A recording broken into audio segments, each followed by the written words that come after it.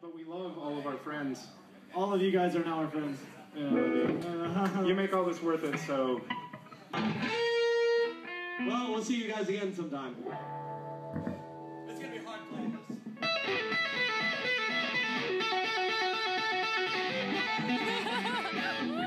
It goes 1, 2, 1, 2, 3, 4.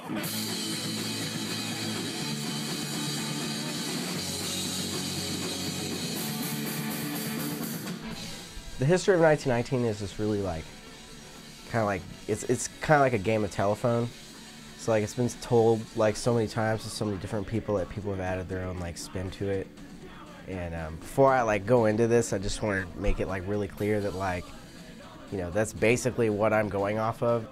Multitudes of stories that I've heard from people and, you know, stuff regarding 1919 as a space and how it came to be. Really, the history of 1919 kind of started with the need.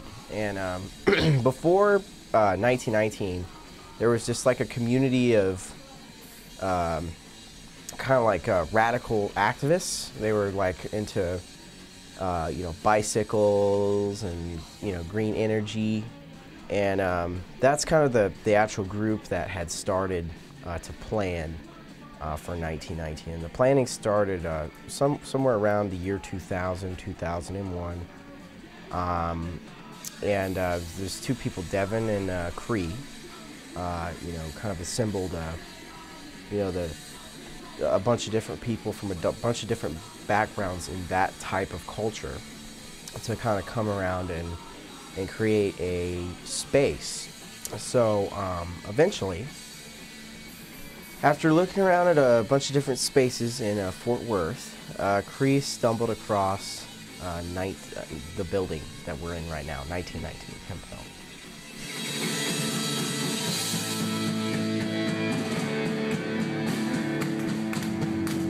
We need everybody to come close to this. Please stand up. They weren't trying to start a music venue. You know, they're trying to start a place where people can come together and like talk about like, you know, sustainable living and read books about feminism and black history and stuff like that.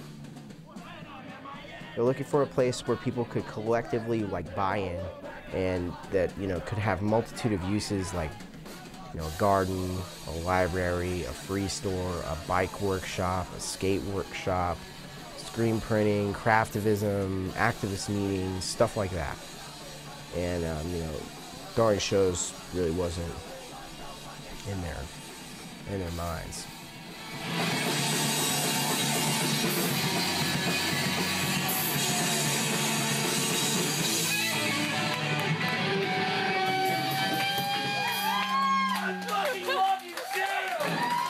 Thank you for round of applause.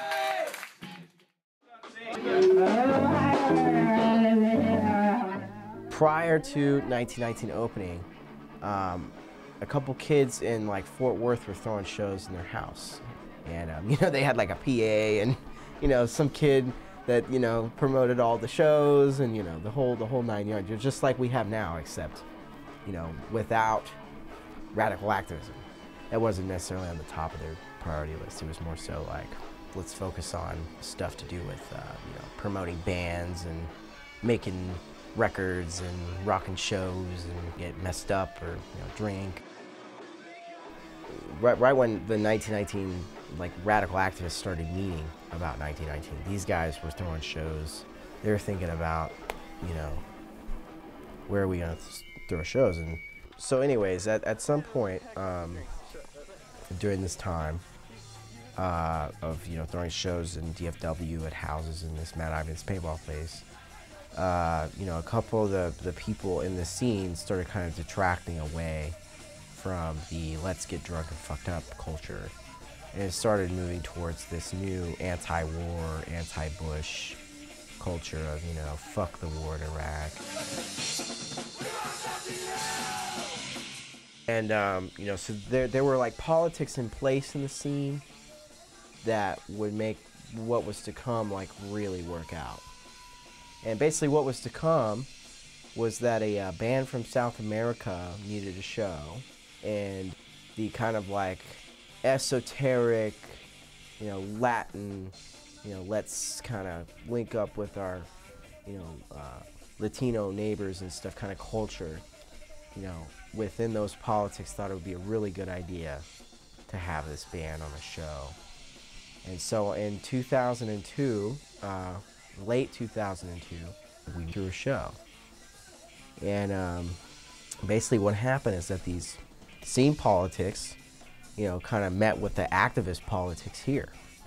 And it was like fire, like they had a lot of chemistry, they had a lot going on, it was just like, meeting your best friend for life for the first time, and that's kind of what 1919 is about. That's really what it's about, and they proved that by this happening.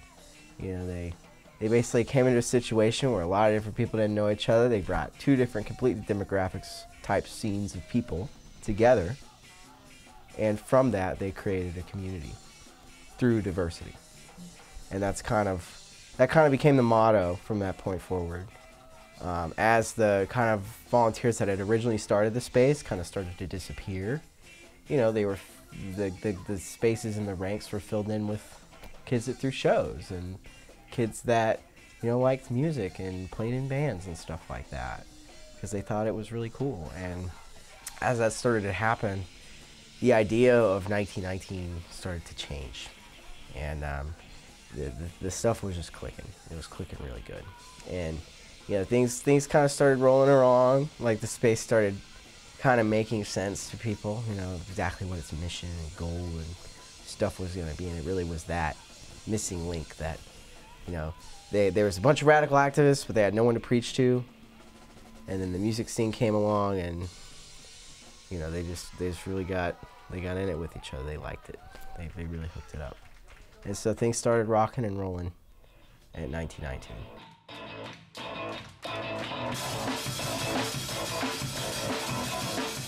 Things kind of continue on. The PA gets a little bigger.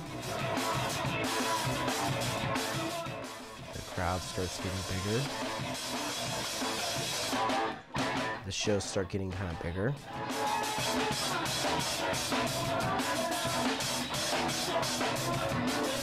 And the rest is history. So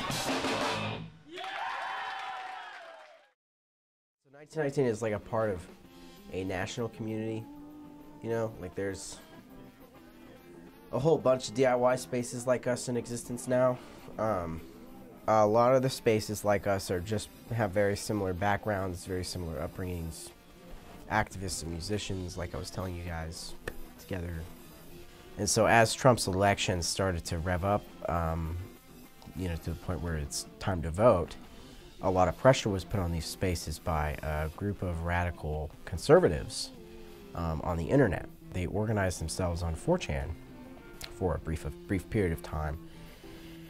And they found some of the resources that we use to kind of put our information out there, like who we are, what we're about, how to contact us, where we are, our address. And these, conservative activists decided that, they didn't want spaces like ours to be in existence. And so a fire started at a space in California called the Ghost Ship. And begin tonight with that breaking news in Oakland, California, a warehouse party that turned into a deadly inferno. The scene so horrific, authorities at this hour are still searching for the missing. At least 9 people killed, dozens unaccounted for. And a lot of good friends, some of my friends actually passed away in that fire. And so this radical conservative movement online started calling themselves the Right-Wing Safety Squad.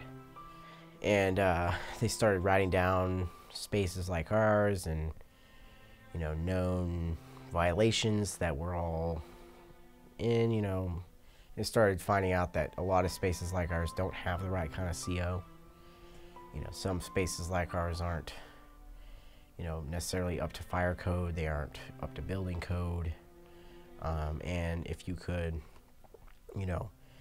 complain enough to a city about these said spaces, you could get the fire department and the city planning department down to, you know, try and obstruct it or shut it down. And so that's what they did. They had kind of, you know, looked at, you know, some things to do with how the building was set up as like a bookstore, and looking at how, you know, the codes for those kinds of things have changed. And they started filing complaints like about the certificate of occupancy. What happened is the city of Fort Worth was forced to issue a violation on our certificate of occupancy, and we had to close our doors until we could resolve this issue. So basically, what that means is that the CO that we had was good and dandy and everything, but it did not have what is called the right to assemble, which is basically the ability to have assemblies or general assemblies or meetings or events or stuff. And so in order for us to continue to function as a, you know, music venue, we would need to acquire a CO with this right to assemble in it. And at the time, our zoning did not allow for this type of CO. And we rezoned it as a warehouse, and now we can get whatever we want with it. And we're currently in the process of obtaining a certificate of occupancy that gives us the right to assemble. Specifically, we are attempting to obtain a certificate of occupancy declaring us as a private community center that is open via reservation. So our business hours depend upon when someone reserves our space for use for their show or event or whatever. So that's where we are right now. What is, I guess, your particular favorite part about 1919, I guess, as a whole? Like, what is your favorite part about it?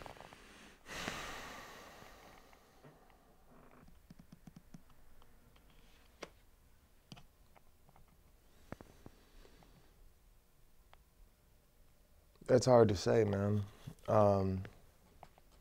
It really gives a sense of community to everybody, and really allows a lot of people to help out for the people who want to volunteer, and it's really rewarding to try to help out smaller bands and the touring bands. And a lot of times when you write music, it can kind of feel very like hopeless, but in a place like this seems to be a lot of hope, or at least a lot of community that you know, if people put their heads together, they can really accomplish anything.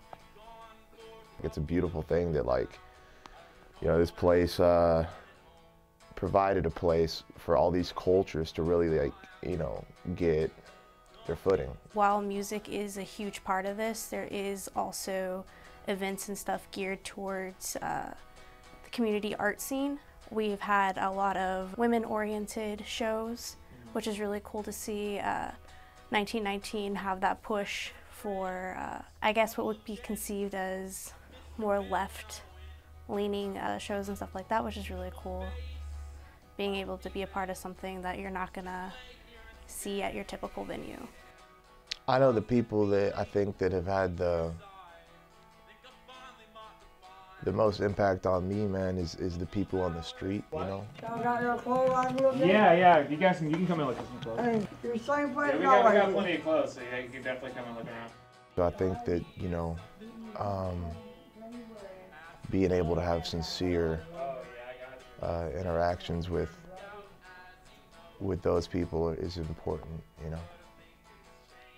1919 has definitely impacted my life very positively, I think.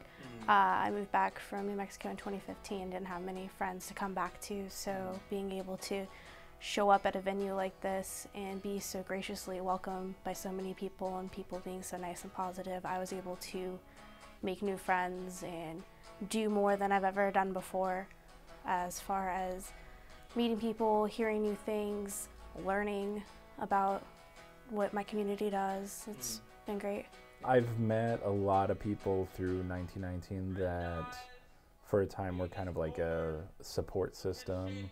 Meeting the people who come here definitely had a positive impact on me, and I know a lot of my friends who go through depression and stuff like that. It's really helped develop a support system for them. 1, 2, 3, 4. I think if 1919 were to ever get shut down, nothing would ever be what 1919 is, but I think that while it may shut down, or if it were to shut down, we wouldn't necessarily have a building anymore. I think the community would stay though. I think that the community would move on and transform it into something else. Just based on like past fundraisers and people willing to give money and the strength of DIY community, if it wasn't here, people would find a way to make somewhere else work. I mean, technically, I mean, this place came from, you know, not being able to do another venue. You know what I mean? Yeah. I think that, you know, as far as like the culture goes, man, that can't, like, it will not die. You know what I mean? Like, it's like, you know, it's like this place is an overflow of the culture to begin with. Of all the places, I mean, all the people that this place has affected, you know what I mean? Like, all the places that this place has affected as well. I mean, it's just like, it's impossible for the culture to stand still. When you come here, you know, you're really getting a taste of like what a local organic culture is. And, you know, that's what it is. It's an organic, you know, grassroots DIY culture that you experience when you come here.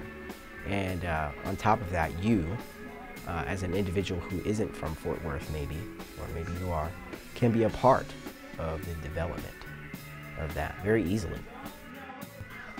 They successfully were able to obstruct us from having shows, but they were not able to shut us down. Once we reopen, come down here and check it out.